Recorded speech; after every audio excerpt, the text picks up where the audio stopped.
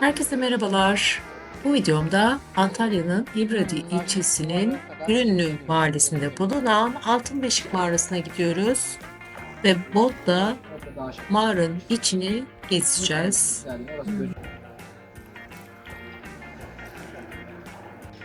Ve arkasından yine orman adı bulunan tarihi bir evi gezeceğiz. Bu ev müze haline dönüştürülmüş. Sonrasında ormanadaki düğmeli evlerin sokaklarını gezeceğiz. Ve son olarak da İbradi merkeze gideceğiz. Oradaki Arapaslı kestane ağacını hep beraber göreceğiz. Hikayesi beni çok etkiledi. Sonrasında İbradi'de küçük bir tur atıp videom son bulacak. Ve kanalıma abone olup desteklerinizi bekliyorum. Beğenilerinizi, yorumlarınızı özellikle bekliyorum arkadaşlar. Ve hazırsanız yavaş yavaş videoma başlayalım. Altınbeşik Mağarası aynı zamanda Altınbeşik Milli Parkı'nın içerisinde bulunuyor ve öncelikle Altınbeşik Milli Parkı'na giriş yaptık. Araç başına 100 TL ücret alıyorlar. 2024 Temmuz ayında gitmiştik. Bu gördüğünüz görüntülerde yolumuzun üzerinde panoramik Manastır Kanyonu'nun görüntüleri.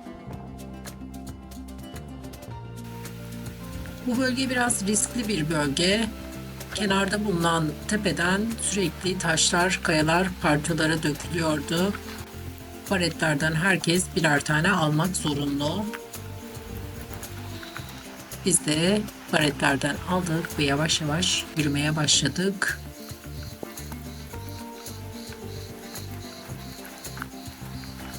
Ve büyük bir şanssızlıkla yazın ortasında şiddetli bir yağmura yakalandık bu alanda.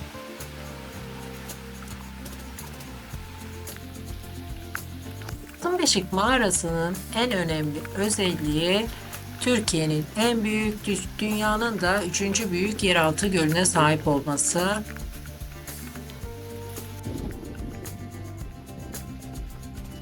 Az önce de söylemiştim, Temmuz ayında geldik. 2024 Temmuz ayında botla gezintiye çıkmak isterseniz standart fiyat 150 TL, öğrenci indirimi yok.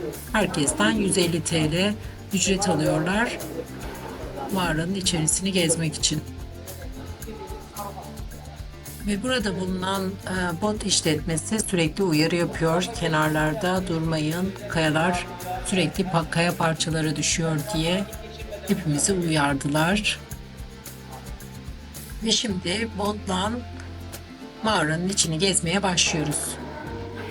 Altınbeşik Mağarası'nın biz çok az bir kısmını gezebileceğiz. Keşfedilmemiş olan kısımları da çok fazlaymış. Ancak keşfedilen kısmı 5500 metre civarındaymış. Biz ancak 200 metrelik bir bölümünü botla gezip geri döneceğiz. 80 metresine ulaşamıyoruz maalesef. Hem önden botumuz 10 dakika civarında 180 metrede bir bot turu yaptırıyoruz, yani öyle söyleyeyim. En iyi ayı Nisan ve Mayıs sayılıyor mağaranın. Su dönemi böyle hale dönüşüyor. Tabi bu aylarda maalesef bunların hiçbiri yok. Genelde bu Nisan ve Mayıs'ta oluyor. Yanlış zamanda geldik o zaman. Yani denenebilir. Ayrıca bot turundan sonra mağarayı kapatacağız. Bilginiz olsun. Eğer otoparktan hızlıca çıkmaya çalışın.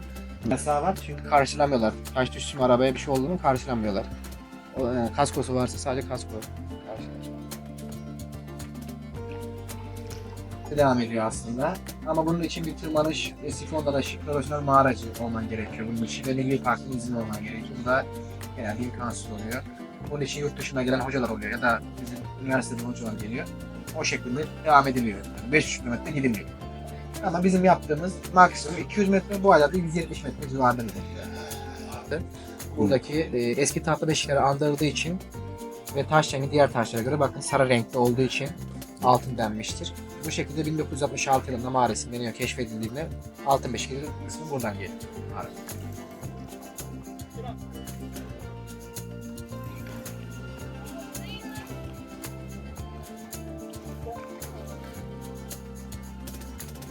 Susula bir su bu arada. Beyşe Gölü'nden geliyor, yerin altından 65 kilometre.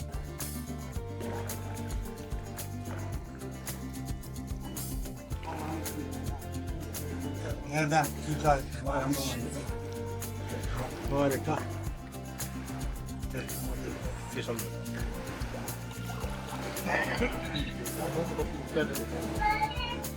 Burası mağaranın son kısmı. Geldiğimiz kısmı. Dediğim gibi ilkbahar ayında bir tık daha ilerleyebiliyoruz. Ve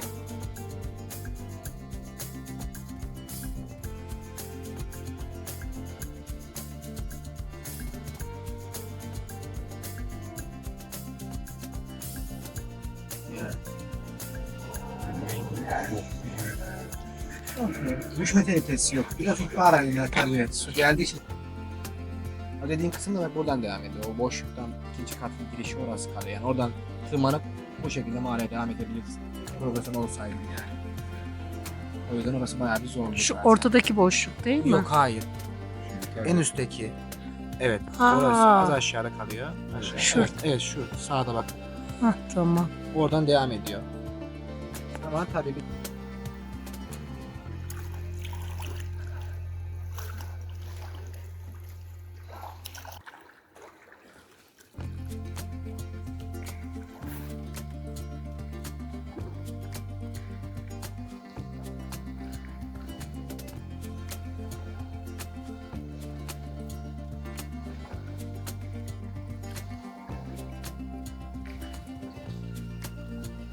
olursunuz. O yerleri görürseniz size iyi gelecektir.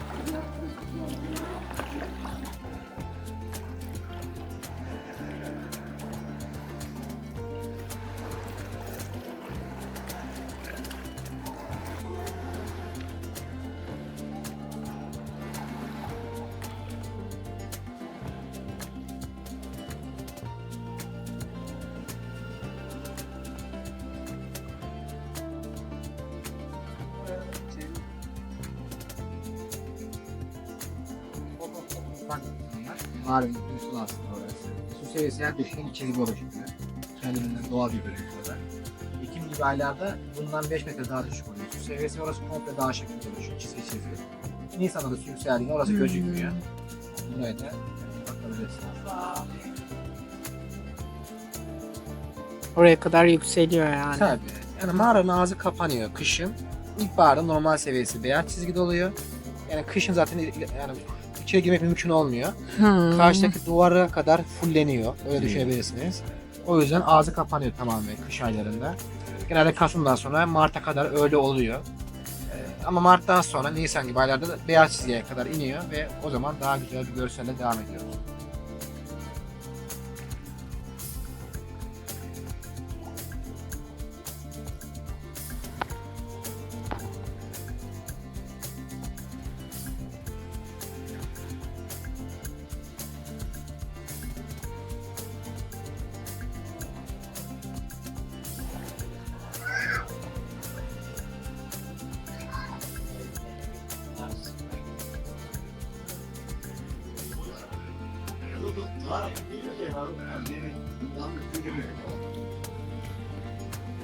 Dışarıda söyleyeyim, yakıtlarının en yüksek katmanlarına kadar çıkmak olmuş. Yaz aylarındaysa şu an şeyde altında 3-4 metre aşağıya düşüyor. Ve Altın Beşik mağarasını gezdikten sonra buradan ayrılıyoruz ve Ormalı'ya doğru yolumuza devam ediyoruz. Burada düğmeli evleri de görmek istiyorum. Ancak çok aşırı derecede bahsetmiştim. Temmuz ayında yağmura yakalandık.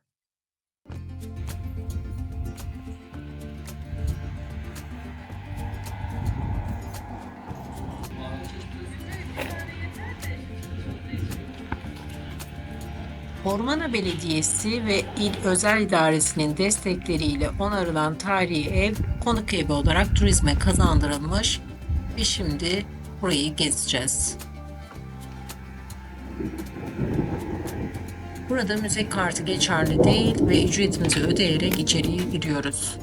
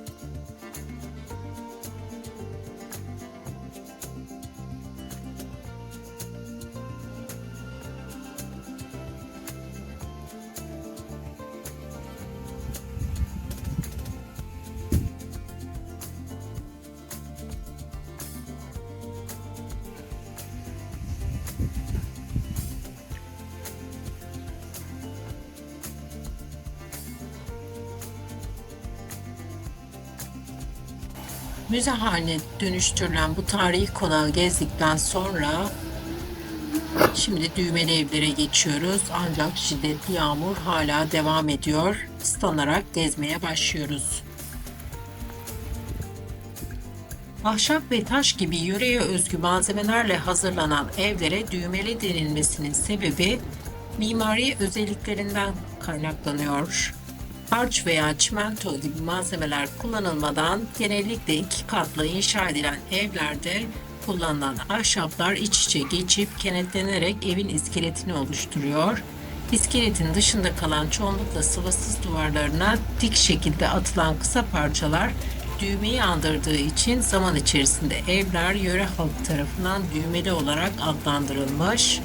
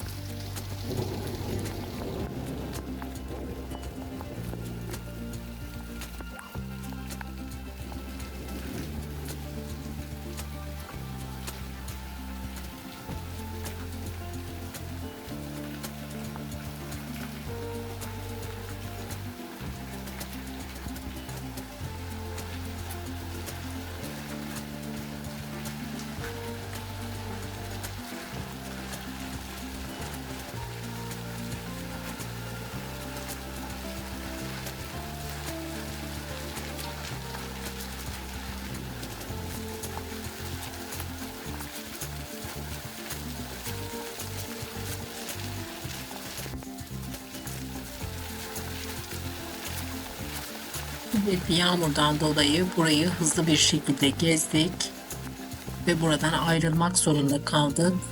İbradi merkeze doğru gittik.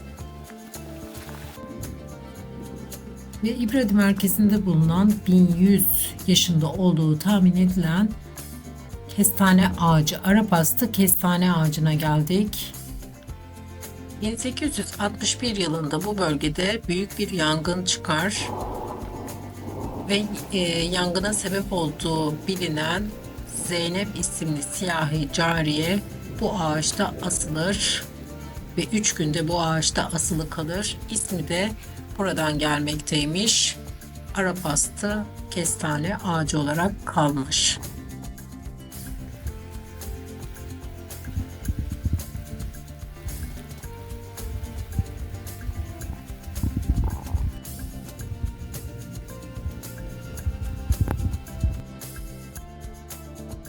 Temmuz ayında geldik İbradi'yi gezmek için ancak gezemeden geri dönüyoruz. Gezdik ama istediğimiz gibi olmadı. Ve ancak araba içinden böyle bir şehir turu yapıp bundan sonra yolumuza devam edeceğiz.